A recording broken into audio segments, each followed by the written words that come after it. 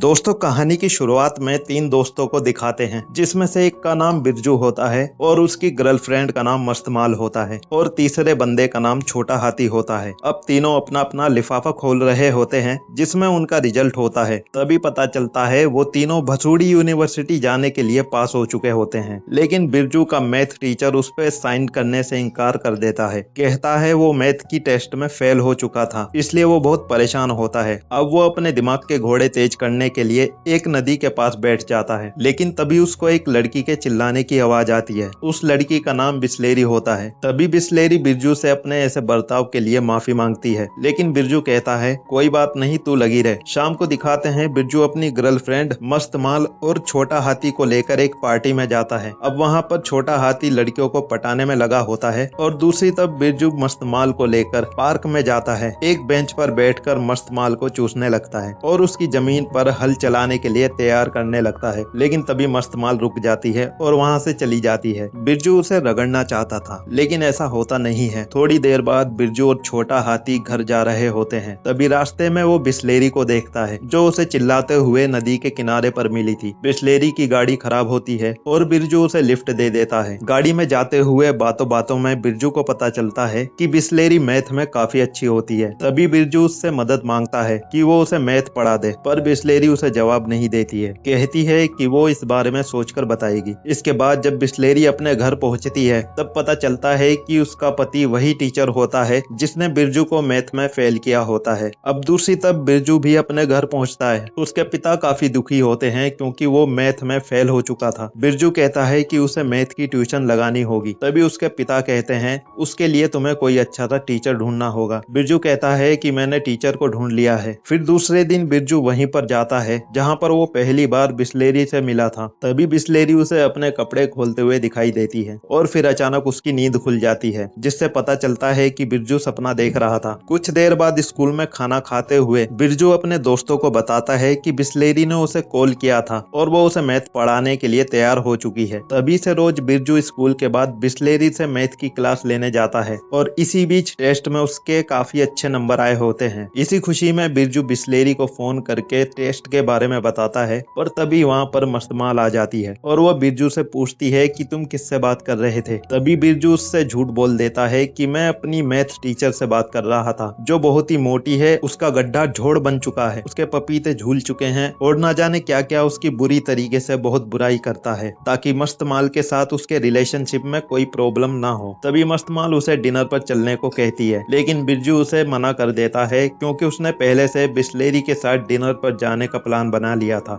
कुछ देर बाद बिरजू और बिस्लेरी उसी होटल में जाते हैं जहां पर मस्तमाल और छोटा हाथी डिनर कर रहे होते हैं। तभी मस्तमाल दोनों को एक साथ देखकर वहां से चली जाती है। दूसरे दिन मस्तमाल छोटे हाथी से उनके रिलेशन के बारे में पूछती है, लेकिन छोटा हाथी अपने दोस्त की साइड लेता है और कहता है कि उनके बीच में कुछ भी ऐसा नहीं है जैसा तू सोच रही है। छोटा हाथी की बात सुनकर मस्तमाल काफी खुश हो जाती है। इसके बाद क्लास में उनका टीचर बोर्ड पर क्वेश्चन लिखता है और बिरजू से उसका आंसर पूछता है, जिसका आंसर बिरजू सही बताता है। तभी उसका टीचर उससे कहता है तुम्हारा भसूड़ी यूनिवर्सिटी जाने के चांस बढ़ने लगे हैं। तभी बिरजू बिस्लेरी को कॉल करके सब बता देता है और उसे क्लास खत्म होने के बाद मिलने को कहता है। बिस्लेरी भी उसे अपने घर पर बुला लेती है। क्लास खत्म होने के बाद बिरजू बिस्लेरी के घर पहुंचता है। उसके बाद बिस्लेरी उसे गैराज में कलेक्शन दिखाने लगती है। तभी बिस्लेरी बताती है कि उसे बिरजू के साथ अच्छा लगता है। इसके बाद बिस्लेरी बिरजू को एक गिफ्ट देती है जो कि उसने अपने हाथों से बनाया होता है। तभी बिरजू उसे चूसने लगता है। इसके बाद वो घर के अंदर जाते हैं और वहां पर बिस्लेरी बिरजू के ऊपर चढ़कर उसे गर्म करने लगती है। तभी बिरजू उसे पटक कर बिस्लेरी के गड्ढे से पानी निकालने लगता है। इसके बाद बिरजू छोटे हाथी के घर जाकर उसे सब कुछ बता देता है कि कैसे उसने बिस्लेरी के गड्ढे से पानी निकाला। तभी उसकी सारी बातें मस्तमाल भी सुन लेती है। दूसरे दिन लंच टाइम में जब बिरजू मस्तमाल के पास जाता है तो वो उसे देखकर वहां से जाने लगती है। तभी बिरजू उसे रोकने की कोशिश करता है, लेकिन मस्तमाल गुस्से में कहती है कि मुझे तुम्हारी सारी खुदाई के बारे में पता है और वो ये कहकर वहाँ से चली जाती है। तभी बिरजू सोचता है कि मैंने तो ये सब छोटा हाथी को बताया था। बिरजू को लगता है कि छोटा हाथी ने उसे बताया होगा। इसके बाद जब बिरजू छोटा हाथी से इस बारे में बात करता है तो छोटा हाथी कहता है, नमक सूंघ कर आया है क्या? मैं उसे क्यों बताऊंगा? और उस दिन जब तू मेरे घर आया था तब मस्तमाल मेरे घर में ही थी और उसने सब कुछ सुन लिया था। तभी बिरजू का टीचर यहाँ आता है